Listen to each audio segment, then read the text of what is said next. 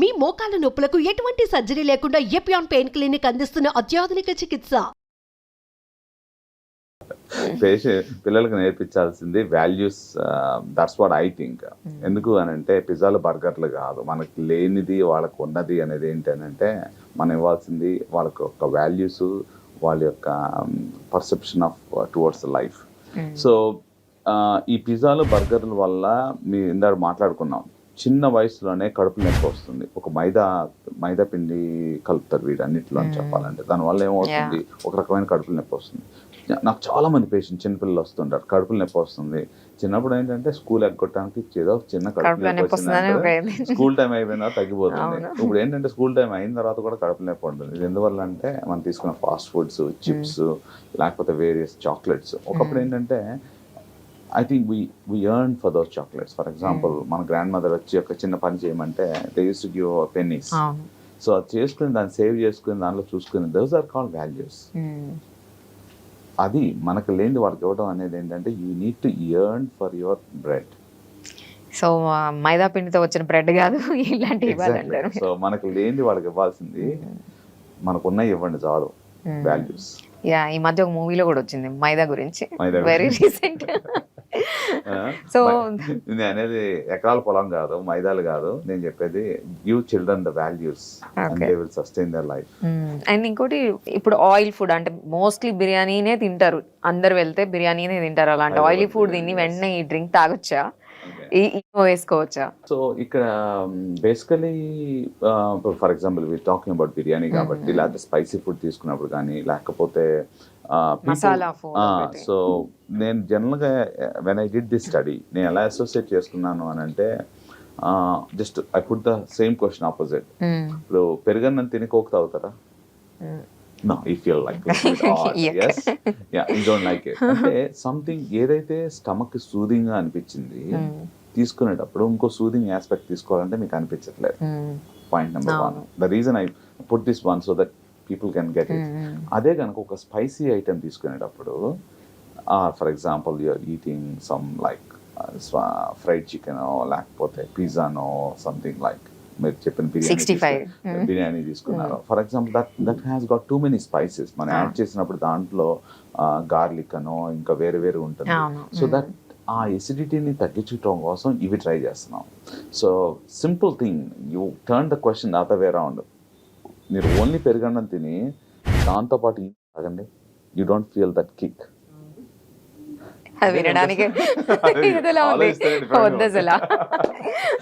నాకు ఒక సినిమా గుర్తొస్తూ ఉంటది, వాళ్ళ బావతో ప్రేమగా తీసుకొచ్చి he is having his party with his friends or whatever drinks that they are having, తీసుకొచ్చి బావ పొద్దున పరవన్నం మిగిలిపోయింది దీంట్లో కలుపుకోమంటారు. So same thing like that. So why అంటే సింపుల్ గా జనాలకు అర్థం అవడం కోసం చెప్తున్నాను ఈ విషయం. ఎందుకు అని అంటే, so when you have something that irritates the stomach, people are soothing with opposite effect. That's what they are doing it. So whether right or wrong అనేది ఏంటంటే, ఇప్పుడు బాడీలో పొట్టలో కొంత ఎసిడిటీ అనేది ఉంటుంది, అది అరౌండ్ 2 to 3 మ్యాక్సిమం 4 ఉంటుంది స్టమక్లో యాసిడిటీ.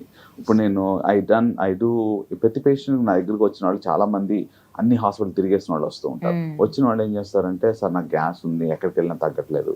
ఆబ్వియస్లీ వచ్చిన డాక్టర్ ఇప్పుడు మీతో నేను మంచిగా మాట్లాడాలంటే, మీరు బాగా చేస్తారండి, బాగా చూస్తారండి, నన్ను మీరు కాపాడతారని వచ్చానండి, మీ యూట్యూబ్ చూసి వచ్చానండి అని ఏదో చెప్తారు. సో అయిపోయిన తర్వాత నా వే ఆఫ్ ప్రాక్టీస్ ఎలా ఉంటుంది అని అంటే, ఏదో కౌరులు చెప్పేదానికంటే if you actually show them the reason is this and that's why they're getting better. నా దగ్గర వచ్చే పేషెంట్స్ అందరికీ ఇంప్రూవ్మెంట్ ఎందుకు వస్తుంది అని అంటే, నేను వాళ్ళకి ఏం చేస్తాను, pH ఇంపిడెన్స్ అని ఉంటుంది. యాక్చువల్ లోపల పెట్టినప్పుడు చూపిస్తే వాళ్ళకి యాసిడ్ లెవెల్స్ 1 ఉంటున్నాయి, కొంతమందికి అయితే 0.5 ఉంటుంది. అంటే సో అంటే దానికి పొట్టకు హోల్స్ పడిపోయి అంత ఎసిడిటీ వస్తుంది. So then I started looking at ఎందువల్ల వస్తుంది. మనం తీసుకునే వాటర్ కానీ, మనం తీసుకునే డైట్ కానీ, తీసుకునే స్ట్రెస్ కానీ, లేకపోతే ఇర్రెగ్యులర్ హ్యాబిట్స్. మీరు 4 o'clock బిర్యానీ అని అన్నారు చూసారా, ఈ టైప్ ఆఫ్ థింగ్స్ ఇది ఎవరితో షేర్ చేయరు. So this is what really happens. And then నేను ఆ టెస్ట్ చేసినప్పుడు ఏం చెప్తా అంటే, మీరు రోజు ఏం చేస్తున్నారు అదే చేయండి, then I can really the computer will tell me అని చెప్తాను. అండ్ ఇంకోటి, ఈ కరోనా టైంలో డాక్టర్ ప్రిస్క్రిప్షన్ లేదు, ఏం లేదు, మరి అది ఎలా వచ్చిందో తెలియదు కానీ ఆ న్యూస్, వ్యాక్సిన్ తీసుకున్న మెడిసిన్ వేసుకున్న ఇంట్లోనే ఏదో మసాలాస్ అన్నీ వేసేసి ఏవి మనం బిర్యానీలో వేసే మసాలాలు అన్నీ వేసి అది తాగేసేయండి. అది ఎంతవరకు కరెక్ట్? అసలు అట్లా వేసుకున్న వాళ్ళకి ఎఫెక్ట్ ఇప్పుడు చూపిస్తుంది అని అంటున్నారు. అది ట్రూవా? సో కరోనా వైరస్ లంగ్స్కి వెళ్తుందా, పొట్టకి వెళ్తుందా? అమ్మో ఏంటిది? ముక్కులోంచి పీల్చుకుంటే ముక్కులోని కదా టెస్ట్ చేసింది, పొట్టలో కాదు కదా కరోనా వైరస్ గురించి. సో మనం తీసుకునేది లంగ్స్ లోకి వెళ్తుంది virus. It's it's respiratory type of virus. Okay, నేను ఆ టైంలో చూసిన gastric issues I never seen in my life. అన్ని రకాల వాళ్ళు జీరా వాటర్ లీటర్ తాగి, చిన్న పిల్లోడండి, వాడికి severe burping, uncontrollable issues during Covid outbreak ఉన్నప్పుడు తీసుకొచ్చారు. చూస్తే ఈ యొక్క ఫుడ్ పైప్ మొత్తం అంత రెడ్గా అయిపోయి హోల్స్ పడిపోయి ఉన్నాయి. నేను ముందు చెప్పాల ఆ స్టోరీ అంతా. సో ఫాదర్ మదర్ ఇద్దరు వచ్చారు. వచ్చినప్పుడు ఇంత రెడ్గా ఉంది, ఇలాంటి కండిషన్ నేను ఎప్పుడు చూడలేదు, వాట్ ఈస్ గోయింగ్ ఆన్ అన్నాడు. జీరో వాటర్ అని తాగుతున్నారా అంటే వద్దన్న 2 లీటర్స్ రోజు తాగేస్తుందని మా ఆవిడ అని చెప్పారు. So and then the reason was purely because of the practices. So ఆ చిన్న పిల్లోడు ఇంటెస్టైన్కి అంత ఎసిడిటీ కానీ అంత ఇది కానీ ఇట్స్ నాట్ అంటే నేను ఇందాక చెప్పినట్టు one dress does not fit everybody. So ప్రతి ఒక్క సిస్టమ్ డిఫరెంట్గా ఉంటుంది.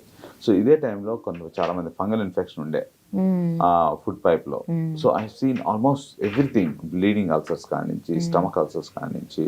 సో కొంతమందికి పడవచ్చు, కొంతమంది పడకపోవచ్చు. You need to listen to your body and then అది పడినప్పుడు డాక్టర్ కన్సల్ట్ చేయండి. Don't take your own personal choice. So waters గురించి మాట్లాడుకుంటే ఈ ఫిట్నెస్ లో ఉండేవాళ్ళు, హెల్త్ కాన్షియస్ ఉండేవాళ్ళు ఈ మధ్య డిఫరెంట్ వాటర్స్ గురించి మాట్లాడుకుంటున్నారు. అవైలబుల్ ఉన్నాయి కూడా మార్కెట్ లో. ఏంటంటే ఆల్కలైన్ అని విన్నా నేను. సో ఇట్లాంటివి తాగొచ్చా? అది ఎంతవరకు కరెక్ట్? అసలు బాడీకి సెట్ అవుతుందా అది? చాలా మంచి పాయింట్ అండి. So first of all, what is good water and what are different types of waters available? ఈ 2 రకాలు. అంటే ఎలాంటి వాటర్ దొరుకుతుంది? ఒకప్పుడు పూర్వం ఏంటంటే బ్యాక్టీరియా ఫ్రీ క్లీన్ వాటర్ ఉంటే చాలు అనే దాని నుంచి దాన్ని బెనిఫిట్ తీసుకుని డిఫరెంట్ మార్కెటింగ్ ఆఫ్ వాటర్స్ అనేవి వచ్చినాయి. సో దాంట్లో ఎంతవరకు హెల్త్ బెనిఫిట్స్ ఉన్నాయా లేదా అనేది డిబేటబుల్ థింగ్.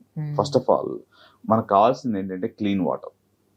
మురికి నీళ్ళు కాకుండా తాగడానికి ఒక మంచి వాటర్ ఉండాలంటే దాంట్లో బ్యాక్టీరియా ఉండకూడదు, తర్వాత అమీబియాసిస్ ఇలాంటివి ఏమి లేకుండా ఉండాలి. సో దాన్ని డిస్ట్రాయ్ చేయాలి. ఫస్ట్ ఆఫ్ ఆల్ మనకి తాగడానికి పెలాటబుల్గా ఉండాలి.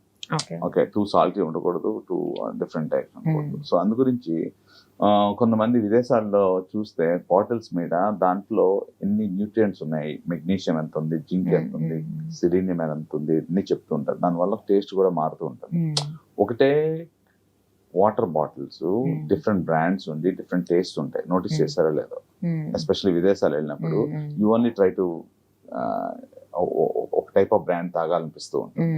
So but we're actually looking at the safe water. అది ఒక పక్కన పెట్టేద్దాం. సేఫ్ వాటర్ అంటే ఏంటి? దాంట్లో బ్యాక్టీరియా ఉండకూడదు, ఏమి ఉండకూడదు, కొద్దిగా తాగడానికి నీట్ గా ఉండాలి. సో ఇవి పోయి ఒక ఆల్కలైన్ వాటర్ అని, ఇప్పుడు ఈ మధ్య హైడ్రోజన్ వాటర్ కూడా విన్నారో లేదో మరి? అది కూడా విన్నాను నేను. ఇంకేవో నాకు నేమ్స్ గుర్తుకు రావట్లేదు కానీ ఇంకో 2-3 డిఫరెంట్. దాంట్లో కూడా ఎంత మార్కెటింగ్ అయిపోయిందని అంటే కింద బటన్ ఉంటుందంట. ఆ కింద హైడ్రోజన్ అంతా ఒక క్యాప్సూల్ లో ఉంటుంది.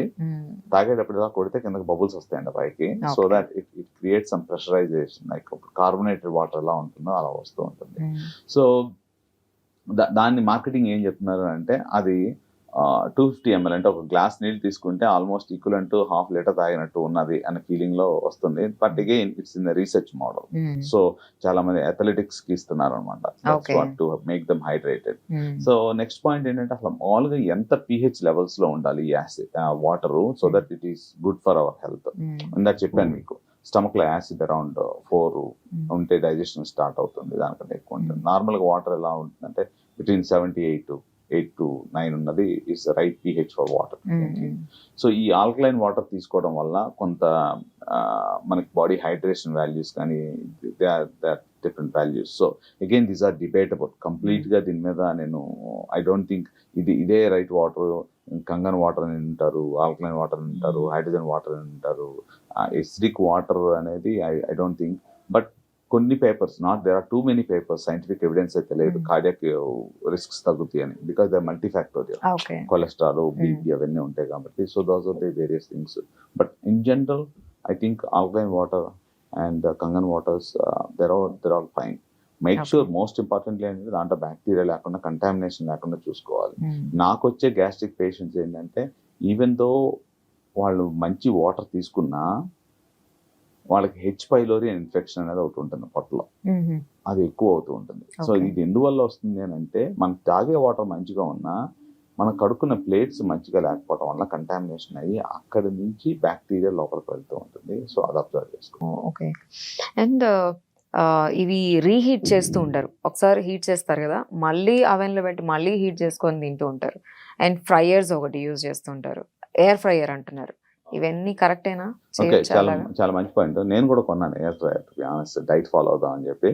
So going back in to the microwaves and reheating. Reheating. So microwave సిస్టంలో ఏమవుతుంది, మనం మామూలు హీటింగ్లో ఏం చేస్తాము, హీట్ డిస్ట్రిబ్యూట్ చేసినప్పుడు పైకి మొత్తం వచ్చి హీట్ అవుతూ ఉంటుంది. సో కొన్నిసార్లు మనం మాడగొట్టినప్పుడు ఏమవుతుంది అని అంటే, దాంట్లో ఉన్న యాక్చువల్లీ కొన్ని విటమిన్ సి ఉందనుకోండి, సో ఒక టెంపరేచర్లో మొత్తం వెళ్ళిపోద్ది. Okay. So there is very fragile micronutrients. Vitamin C నువ్వు ఎక్కువసేపు హీట్ చేస్తే టక్ లేచిపోతుంది అన్నమాట. సో అలాగే కొన్ని కావాల్సిన విటమిన్స్ కూడా మనకు కొంత బాయిలింగ్ సిస్టమ్ తర్వాత పోతుంది. సో అదే మైక్రోవేవ్స్ యూజ్ చేసినప్పుడు, ఎలక్ట్రోమాగ్నెటిక్ వేవ్స్ యూజ్ చేస్తూ ఉన్నాం. సో దాంట్లో పెట్టినప్పుడు, హీట్ చేసినప్పుడు కొన్నిసార్లు డీప్ ఫ్రిడ్జ్లో తీసి ఆ ముద్ద పెట్టి చూసారనుకోండి, చుట్టుపక్కలంతా మాడుతుంది, అంటే హీట్ అయినట్టు అనిపిస్తుంది. Actually break it down, inside మాత్రం కుక్ అవ్వదు. అంటే అన్ఈవెన్ హీటింగ్ సిస్టమ్ ఉంటుంది. దాంట్లో ఏమవుతుంది, ఒకవేళ కనుక బ్యాక్టీరియా ఉందనుకోండి, మనం ఏదో ఆ హడావిడిలో వండేసిన తర్వాత ఇలా కలిపేసి ఇచ్చేస్తే ఏమవుతుంది, సో దాంట్లో కొన్ని పోర్స్ ఉంటాయి, బ్యాక్టీరియా పోర్స్. అవి రావడం వల్ల కొంతమందికి వామిటింగ్స్, కడుపులు నొప్పి ఇలాంటివి కూడా జరుగుతూ ఉంటుంది. సో ఎక్కువ రోజులు స్టోర్ చేయకండి, మ్యాక్సిమం ఫ్రెష్ ఎంత కావాలో అంతవరకు వండుకోండి. అంటే ఈ బిజీ లైఫ్లో ఏం చేస్తారంటే ఎస్పాన్సర్ చేస్తూ ఉంటారు. నాకు నిన్న కాక మొన్న ఒక పేషెంట్ ఒకరు అడ్మిట్ అయ్యారు. ఆవిడ అలాగే చెప్తుంది, KFC 2 days బ్యాక్ ఫ్రిడ్జ్లో పెట్టిన కనీసం హీట్ చేయకుండా అలాగే తినేస్తుంది అనమాట. సో దీంట్లో వచ్చేది ఏంటంటే 3 types ఆఫ్ ఇన్ఫెక్షన్స్ ఉంటాయి. ఒకటి especially type of food, eggs కానీ చికెన్ కానీ చేస్తూ ఉన్నప్పుడు సాల్మొనెల్లా, టైఫాయిడ్ టైప్ ఇన్ఫెక్షన్స్ వస్తూ ఉంటాయి. కొన్ని ఏంటంటే టాక్సిన్ బేస్డ్ ఫుడ్ పాయిజనింగ్ ఉంటుంది. కొన్ని ఏమవుతుందంటే కొన్ని బ్యాక్టీరియా దాంట్లో స్పోర్స్ అంటాం, అవి ఏంటంటే వాటిని కాపాడుకోవడానికి ఒక షెల్ లాగా క్రియేట్ చేసుకుంటూ ఉంటాయి. వెన్ యూ హీట్ ఇట్ అంత మైక్రోవేవ్, అవి బ్రేక్ అయిపోయి టాక్సిన్స్ కింద వస్తుంది. తీసుకోగానే ఇమీడియట్గా ఫీవర్ రావడం, వామిటింగ్ రావడం, డయేరియా రావడం, ఇలాంటి టాక్సిన్ బేస్డ్ ఫుడ్ పాయిజన్స్ ఇలాంటివన్నీ జరుగుతూ ఉంటాయి అన్నమాట. సో నేను ఇంకో రకంగా చెప్తాను. మూడోది ఏం చేస్తారంటే, ఫర్ ఎగ్జాంపుల్ మనకు కావాల్సిన ఇంతే ఫుడ్ ఉంటే 10 మందికి ఆర్డర్ చేస్తాం. 10 మందికి ఆర్డర్ చేసినప్పుడు మిగిలిపోయింది మనం ఏం చేస్తాం, తీసుకెళ్ళి ఒక 4 గంటల తర్వాత తీసుకెళ్ళి ఫ్రిడ్జ్లో పెడతాం, not immediately, what ever it is. So అది కూడా తప్పు. సో అప్పటికి ఏమవుతుంది, when you leave the food for long periods, అప్పటికి బ్యాక్టీరియా ఆల్రెడీ చేరున్నాయి కదా. పెట్టేయాలంటారు. సో అంటే మరి వేడిగా ఉంటే అంటే అంత మరి వేడి కాకుండా ఒక 4 గంటలు వదిలేసి తర్వాత 4 సార్లు కెలికేసిన తర్వాత నెక్స్ట్ రోజు పనికి వస్తుంది కదా లోపల పెట్టుకుంటే, దాంతో పాటు బ్యాక్టీరియాని తీసుకెళ్ళి దాంట్లో పోషిస్తాం అన్నమాట. పోషించి బయటికి తీసి దాన్ని పెంచి మళ్ళీ వేరే వాళ్ళకి ఇస్తాం. అసలు ఇదంతా ఎందుకు అంటే ఫ్రెష్ ఫుడ్ వండుకొని తినడం బెటర్, ఇంకోటి లేదని అంటే. ఎగ్జాక్ట్లీ.